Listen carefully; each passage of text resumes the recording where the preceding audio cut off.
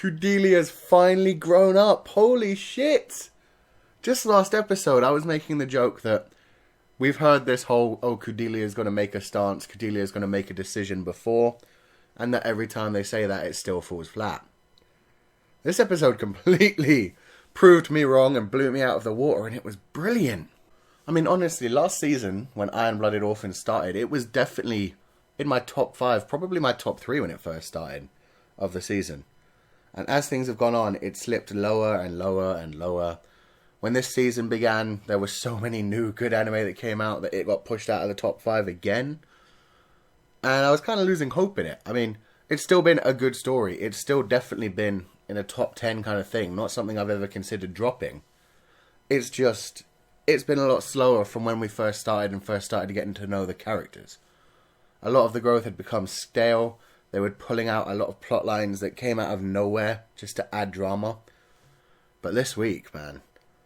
Kudelia finally grew up. Kudelia's finally taking her rightful place as a revolutionary figure. I like that. I like that a lot. And Takada have decided to stand along with her, so goddamn, we're set up for another amazing story to come really quickly. I still can't believe that they cut the goddamn episode right before her speech.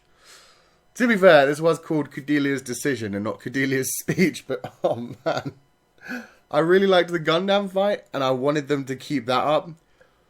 But at the same time, I really wanted it to finish with a nice emotional speech from Kudelia, but I guess that's coming in the next episode. Or maybe it won't even be.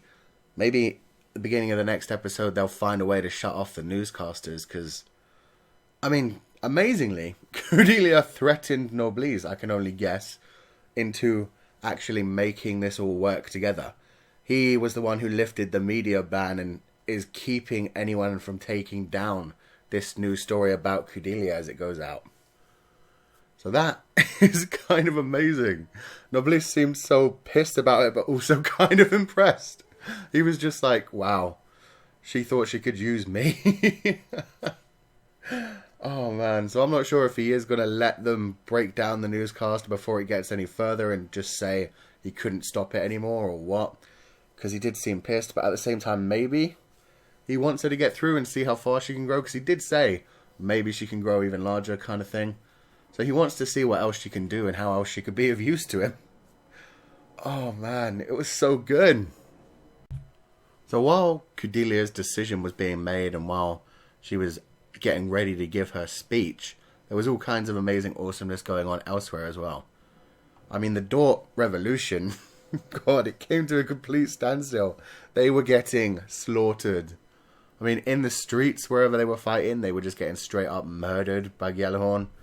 And then when it came to out in space, oh God, they stole a bunch of mobile suits, stole a bunch of weapons and fuel and transport ships, and were all going to head to Dort 3 to try and back them up. But then they realised when they got out there, and the Aryan Rod whole goddamn militia was there waiting for them, that their weapons didn't actually work. And Gjallarhorn had already been ready for this and switched them out with duds. Oh God, it was so horrible. Even Baldwin just would not do anything at that point. He saw everyone getting slaughtered and he was like, this is what Gjallarhorn does. This is what Farid told us. So, I don't know. It seems like their whole plan, Baldwin and Farid, is actually to change Gjallarhorn to a better place from the inside. I mean, they had talked about changing Gjallarhorn before, and I'd never really gotten how they were planning on changing it.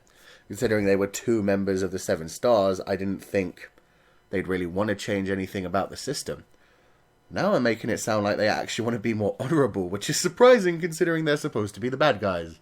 I mean, they're definitely the antagonists because they're up against Takada because of everything that's gone down already. I mean, especially Baldwin and Ayn have serious bones to pick with Takada. Farid, not so much. I mean, he kind of was trying to help Kudelia at one point, so maybe he wants to use her as well in his plight to save Gjallarhorn from the inside and change it to a better company. Oh man, it's hard to know what these guys are thinking at this point. I mean, we figure out so much about the Takadan characters because we get to know them so much. But for the actual enemy characters, we barely get much personality on them. I mean, we know why Ayn is in this fight. We know he's pissed at Colonel Crank being killed. maybe Ain's going to have some fights with Baldwin, because he was fighting kind of dirty. I was pissed at him when he tried to go and take out the transport that Mikazuki was defending. That was freaking horrible. If the Sada V hadn't gone there in time, they would have been destroyed, and god damn, that's just fucked up. Bunch of basically civilians just trying to get to their own ship. I mean, they weren't civilians really. Most of them were part of Takadon. But there was also a news crew in Kudelia and Atra in there, so Jesus Christ, he didn't even know what was in there. He was just going to take it out to get at Mikazuki. That's so dickish. And I have to say, I really enjoyed the mobile suit fights in space in this one as well. I mean, someone always had the upper hand. When the Arianrod fleet went after the rebels from Dort that were trying to get to Dort 3, they were just destroying them, which was just harsh. And then when Barbatos showed up, he took out so many of them so quickly. That was brilliant. Then it switched it up when Ain and Baldwin went out to fight against Barbatos and double-teamed him. Barbatos was getting smashed up and he couldn't really do anything. And then again, it switched it up when Akihiro came out and suddenly they had 2 Gundams against 1 Gundam and 1 normal frame. And then even Shino Norba showed up and goddamn. Suddenly, Gjallarhorn were outnumbered and that was just brilliant. And then they had to retreat and suddenly you see the giant Arianrod army coming towards them. And it was like, oh fuck, y'all are dead. So thank God Kudelia started her little speech at that point, because otherwise they'd have been wiped out. She needs to say something serious here to get Gjallarhorn to retreat. I mean, all she has to really do is tell the truth. Talk about how horrible Dort's lives were. And the fact that Gjallarhorn have set this whole thing up. I mean, she won't have any proof for it, unfortunately. But at least if she says that and it's coming from the Maiden of Revolution, you know, shit should go on. It should be enough to scare Gjallarhorn away for the day and try to pretend that they were doing this with, like, as minimum casualties as they could. Whereas right now they're just trying to massacre everyone. Oh, man. So, yeah, this was a brilliant episode. It's set up for a brilliant continuation. So much has gone on. A new Gundam showed up, which is just amazing. Baldwin. Turned out his family had a Gundam just hiding away in their treasury. And the thing moves around so damn fast and has that big lance. It's got that cool purple colour. I really like it. And even Shino showing up with Crank's old frame.